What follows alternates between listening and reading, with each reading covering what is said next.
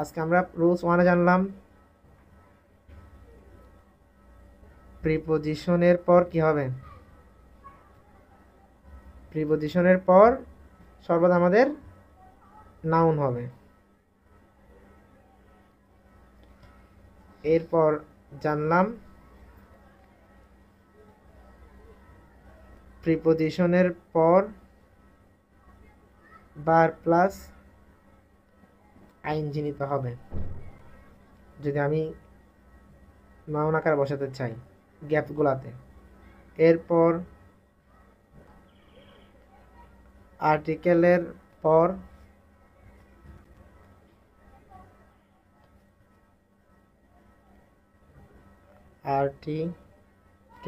পর নাউন হবে সরাসরি যদি বসে।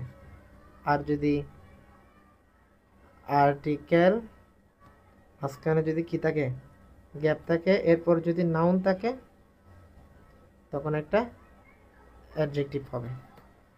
তো সুপ্রিয় শিক্ষার্থীরা, আমরা এই 4টি স্ট্রাকচার শিখতে পেরেছি। এই 4টি স্ট্রাকচারের উপর আমরা এক্সাম্পলও দেখেছি।